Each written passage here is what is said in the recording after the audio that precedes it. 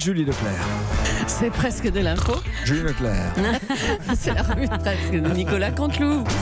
Alors faites pas le malin, Nikos, on commence avec vous, hein, le titre principal de l'actu. Allez, allez. Ouais, j'ai la patate, les amis, j'ai la pêche. Comme le prouve d'ailleurs, si vous allez sur internet, mon t-shirt avec une tête de mort. À propos de pêche, l'info surround, c'est cette bonne nouvelle, chère Julie. Oui. Les cultivateurs locaux de la Drôme, qui ont vu leur récolte dévastée à 80%, vont être donc indemnisés dans les plus brefs délais. Donc si vous êtes fait abîmer l'abricot, saccager le brugnon ou déglinguer la couette, l'État va vous venir en aide. Bonjour. C'est Dominique Lormanti. Je vous ai entendu à l'instant. Visiblement, j'ai loupé une soirée, ça a 2 fruits. Mais non, rien à voir. On parle des intempéries, monsieur Strauss-Kahn. Ah non, autant pour moi. Alors comme ça, monsieur Légas, puisque je vous ai sous le coude, vous arrêtez les matinales. C'est une bonne nouvelle, on va du coup vous revoir très vite en soirée. Je ne suis pas adepte du banana slip, monsieur. Décidément, beaucoup de fruits ce matin.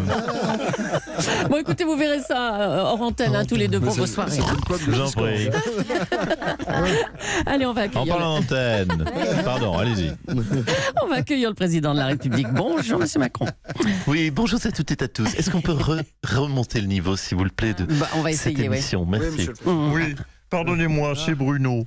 Bruno Le Maire, je suis resté dans les parages. Bruno Le Maire, le ministre. Oui, Bruno Le Maire, oui, d'accord. Monsieur le Président, vous m'avez entendu, moi écoutez, chez Audrey Crespo-Mara, j'ai parlé de l'avion de combat. J'étais bien sur l'avion de combat.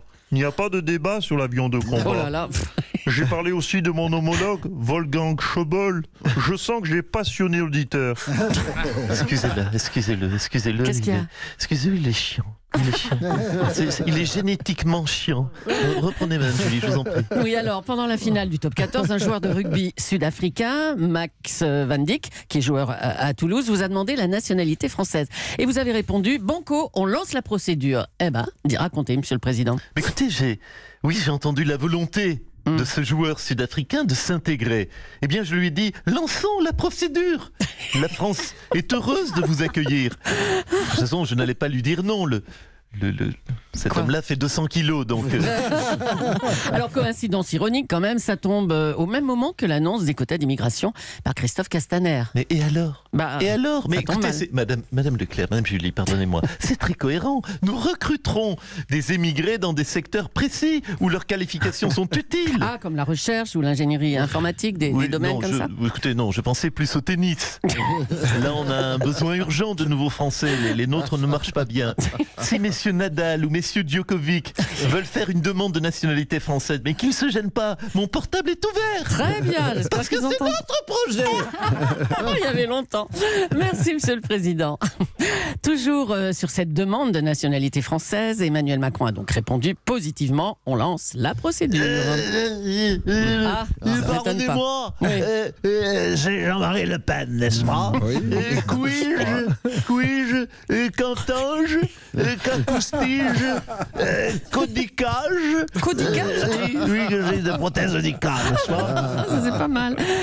Jean-Marie Le Pen, le président Macron, semblait donc favorable au fait de donner la nationalité française à un joueur sud-africain. Eh bien, écoutez, alors allons-y, donnons la nationalité française à tous les Africains, n'est-ce pas, sous prétexte qu'ils ne sont pas maladroits avec un ballon. Écoutez, franchement, c'est n'importe quoi. Et qui est cet autochtone de Bambouli? C'est Max Van Dijk, un joueur du Stade Toulousain. Montrez-moi, faites-moi voir la photo de Madame Leclerc. Regardez-le, même. Mais attendez, Quoi? qu'est-ce que je dis? Eh bien, il est blanc. Oui, il est blanc. Mais vous savez, il y a des blancs et des noirs en Afrique du Sud, et des métis aussi. Oui, bon, écoutez, il fallait le dire tout de suite, n'est-ce pas? En plus, il s'appelle Dick. Oui. Donc, Van il a Dijk. un nom à consonance hollandaise.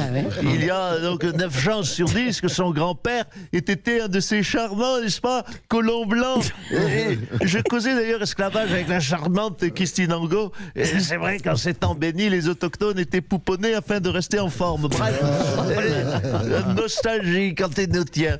Oui, c'était le bon temps jusque dans les années, n'est-ce pas, 50. Et puis après, ça s'est délité. Je pense que c'était la fin de l'apartheid et tout a foutu le camp. Donc, je me reprends, Monsieur Dick, nationalité française accordée au nom du grand-père. Eh ben voilà. Merci, Monsieur Le Pen. Autre chose, hier avaient lieu les reconstitutions dans l'affaire Daval et pour la première fois, Jonathan Daval a reconnu avoir brûlé le corps d'Alexia. Tout de suite, le résumé de cette affaire macabre par Christophe Ondelat. Daval. Jonathan Daval. L'affaire Jonathan Daval. Quoique n'a-t-il pu bien arriver à Jonathan pour qu'il ne tue Sani Daval, la femme, propre épouse de Michel Drucker. Mais non, Christophe, non. La femme de Michel Drucker, c'est Dany Saval, pas Sani Daval, enfin. Oui, pardon. Oui, ça fait longtemps que je n'ai pas fait du criminel, faut que je me chauffe. Je reprends. Oui, Pouf, allez-y. pouf. On vous écoute. Daval. L'affaire d'Alex et Jonathan. Alex et Jonathan, qu'est-ce que tu fais pour les vacances? Ben rien, tu viens de me tuer. C'est ce que nous allons tenter de n'élucider dans ce nouveau numéro de Faisez entrer celui-là qui est coupable. Nous sommes en Haute-Saône, dans le Bas-Rhin, au cœur de l'Alsace, dans cette jolie petite région que l'on appelle la Bretagne. En ce jour d'hier a lieu la reconstitution de l'assassinat d'Alexia Daval. Les parents d'Alexia Daval assistent à la reconstitution. La veille, on leur a demandé: vous préférez assister à la chanson de l'année présentée par Nikos Aliagas ou à la reconstitution du meurtre de votre fille? Ils ont choisi la reconstitution. Et là, c'est le drame. Jonathan Daval reconnaît avoir brûlé Alexia. Oui, dit-il, j'ai voulu faire un barbecue et j'ai confondu Alexia avec une chipolata. Christophe, La suite, je vous la raconterai ce soir dans On la raconte. Allez, beaucoup de circulation dans le bureau de Nicolas Sarkozy depuis quelques jours. Il est le grand sage vers qui chacun se tourne à droite. Bonjour Nicolas Sarkozy. Oui, bonjour. Je pense qu'il faut remettre les choses à plat dans cette émission. C'est urgent. Vous avez déclaré, la phrase est dans la presse d'ailleurs, quand la vague recule, elle revient toujours. Oh putain, c'est de moi. Ah bah oui. Ouais, C'est j'avais magnifique, oublié, hein. c'est beau, c'est Ah beau. ouais, Oui, ouais. je crois que j'ai encore franchi, Madame Bouchard me contredira pas, j'ai franchi un cap dans le Conseil Zen.